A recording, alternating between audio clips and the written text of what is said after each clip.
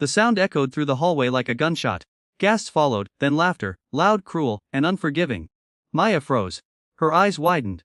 Her heart pounded in her ears as she stared down at the torn seam of her dress. A cold rush of panic flooded her chest. Her books spilled across the floor, and the laughter grew louder, bouncing off the lockers like knives made of sound. She clutched the ripped fabric against her leg and looked up.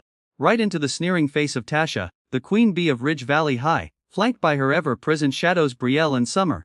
"Oops," Tasha said with mock innocence. "Didn't know it was that fragile. I guess it matches her personality." Brielle chimed in, "She and stitched together with lies," Summer added. Maya said nothing. She couldn't. Her throat was tight, her voice stuck somewhere beneath the weight of humiliation. Students surrounded them, some chuckling, some was frozen in uncomfortable silence. No one moved to help. No one stopped them. It wasn't just a piece of fabric they'd ripped, it was dignity, safety, trust, and that's when everything changed. 2 weeks earlier, Maya had stepped through the doors of Ridge Valley High for the first time. A transfer student, she had come from a small town where her quiet demeanor had been her armor. She spoke softly, avoided confrontation herself. That wasn't cowardice, it was survival. What most people didn't know was that Maya's past had shaped her silence. Her father, a former soldier and martial arts instructor, had taught her discipline. After he died in a car accident, Maya trained harder, not out of rage, but remembrance. Her calm exterior masked a core of tempered steel. She didn't want to fight. Not ever. Her father had taught her that true strength meant knowing when not to strike. But sometimes silence isn't strength. Sometimes, it's surrender. The bullying started slow, whispers when she passed by, notes slipped into her locker. Tampered lunches. She ignored them, she told herself it would stop, but then came the hallway. That morning, she had worn a soft blue dress, one her mom had sewn herself to cheer her up. It was simple, delicate, and special. She hadn't wanted attention, she had just wanted to feel normal. And now here she was, dress torn, eyes burning, heart shattered. She turned and ran. Maya didn't go home right away. She walked to the edge of town, to an old dojo her father once trained in. He passed. The windows were dusty, the mats worn. She stepped inside. And she cried, not just from the humiliation but from the ache of carrying too much for too long.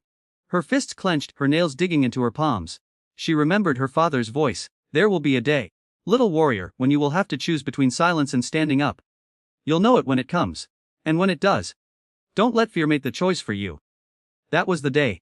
The next morning, Maya walked into school with quiet confidence. She wore black jeans and a loose hoodie. Her hair was tied back, no dress, no tears, just fire beneath the surface. Tasha spotted her by the lockers and smirked. "Oh look, she came back. We weren't too mean, were we?" Maya turned slowly. "Not mean, just desperate." A murmur spread through the hallway. Tasha's smile faded. "What did you say?" Maya replied calmly. Tasha marched up. "You think you can talk to me like that now? Who do you think you are?" Maya didn't flinch. "I think I'm done letting you rip me apart." The tension in the hallway crackled. Brielle stepped forward and shoved Maya's shoulder. Hard. Maya staggered back one step then shifted her stance. She breathed in and out. Brielle reached for her again, that's when Maya moved. Her hand snapped out, striking Brielle's shoulder with precise force. Brielle stumbled stunned, collapsing to the floor. Gasps erupted. Tasha lunged screaming. Maya ducked, turned and with a sharp, clean motion, swept Tasha's legs out from under her. She fell flat with a loud thud. Summer took a step back, hands up. I'm out," she stammered, backing away into the crowd. The hallway was silent now. Teachers came running. Maya was taken to the office. She sat calmly, explained everything, and thankfully, several students finally spoke up. Witnesses who had stayed silent now told the truth. The administration listened. Tasha, Bryn, Summer were suspended. Maya wasn't. In fact, she was asked to speak at a school assembly a week later. At first, she hesitated. She didn't want attention. But then she thought of the others, the kids who walked the hallways with downcast eyes, praying not to be noticed. She stood on that stage, hands shaking, but her voice steady. "I didn't want to fight," she began. "And I'm not proud that I had to. Is how long I let them make me feel small. How many times I told myself to stay quiet. That my pain didn't matter. That I had to just take it."